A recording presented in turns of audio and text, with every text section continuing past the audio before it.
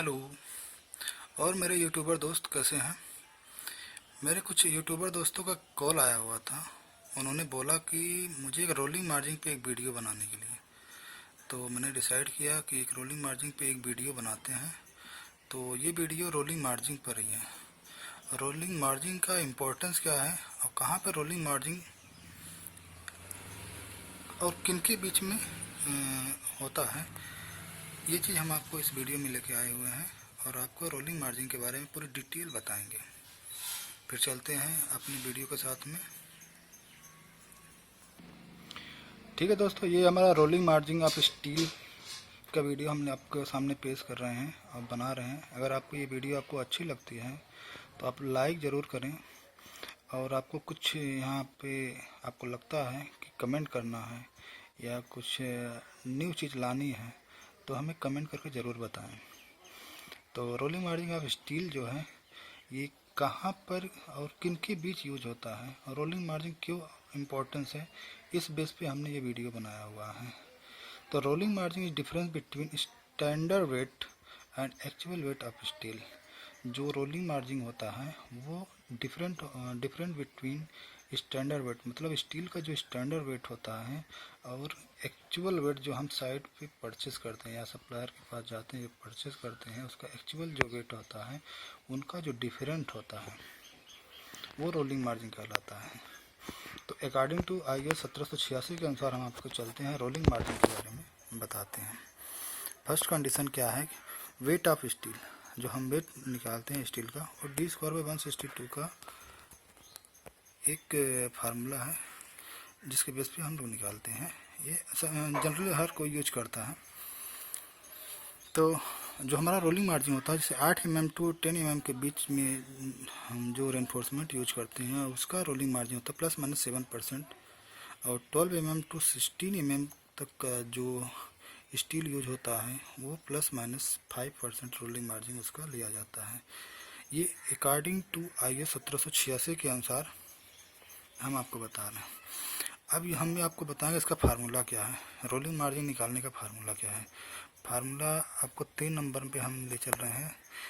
ये फार्मूला है actual wait. जो हम साइट पे या उसके सप्लायर के पास में जाते हैं तो वहाँ हम ये देखते हैं कि जो हम परचेस कर रहे हैं उसका एक्चुअल वेट क्या है। अब ये हमारा IS कोड के अनुसार में जो स्टील का स्टैंडर्ड वेट होता है वो हम लेकर चलते हैं। और इन दोनों का जो डिफरेंट आता है इस फार्मूला में हम इसका एक्चुअल डिफरेंट निकालते हैं। Actual wait minus standard weight upon standard weight into 100 करके इसका परसेंटेज निकालते हैं। और जो परसेंटेज हमारा लाई करता है, कि 8 mm का यूज कर रहे हैं तो ±7% तक होना चाहिए, उसके एबव नहीं जाना चाहिए और ना उसके बिलो जाना चाहिए। और 12 से 16 mm तक यूज करते हैं तो ±5% होना चाहिए। और 20 से एबव अगर लेकर चलते हैं ±3% होना चाहिए।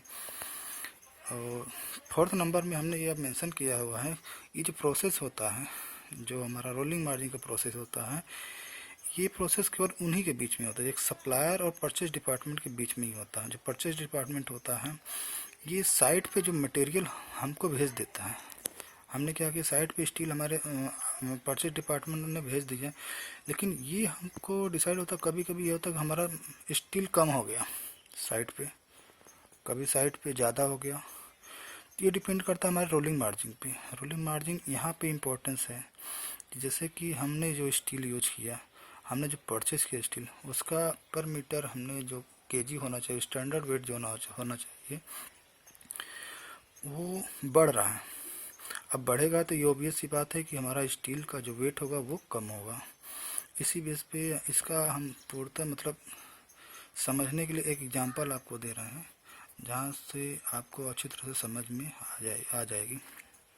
एग्जांपल में जैसे हमने 8 mm का रेनफोर्समेंट यूज किया हुआ है, 0.395 kg, 1 मीटर का जो इसका वेट लिया हुआ है 8 mm का 0.395 kg, ये स्टैंडर्ड वेट हो गया इसका, जो IS कोड पे चल रहा है। और फिर हमने 8 mm का सर जहाँ से रेनफोर्समेंट परचेस कर रहे हैं उसका हमने एक्चुअल वेट किया तो वो आ रहा है 0.42 kg, यानी कि यहाँ पे 0.395 kg से 0.42 kg यहाँ बढ़ रहा है।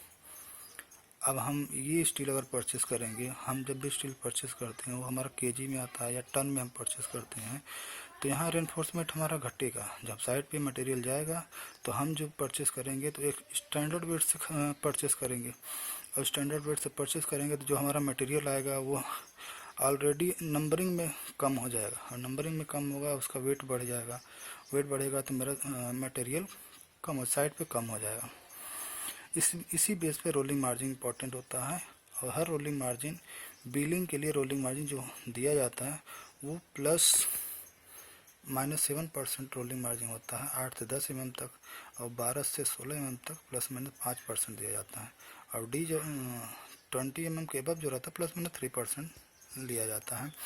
बिल जिसमें बनाते हैं उस समय ये हम आपको क्लेम कर सकते हैं या हम अपने क्लाइंट को दे सकते हैं कि हमने जो स्टील परचेस किया हुआ है वो उसका रोलिंग मार्जिन इतना है, या स्टील का जो हम टेस्ट करते हैं तो उस बेस पे हम आप बता सकते हैं कि हमारा एक्चुअल वेट स्टील का इतना है प्लस इसकी इतना स्ट्रेंथ है, उस बेस पे हम उसको बिलिंग के लिए लगा सकते हैं।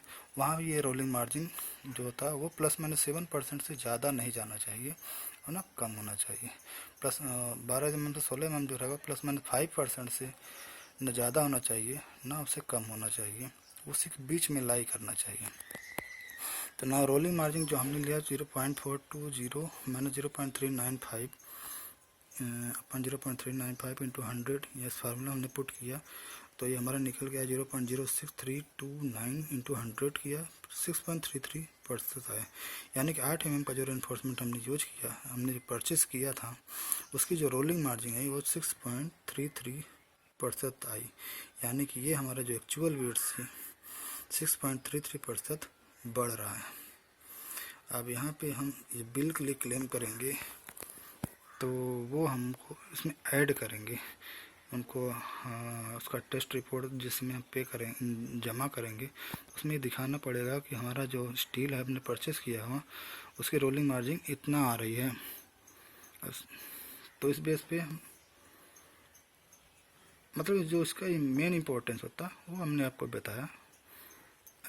यहाँ से हमारा रोलिंग मार्जिन पूरा डिटेल्स जो रोलिंग मार्जिन का डिटेल्स है वो यहीं पे कंप्लीट होता है।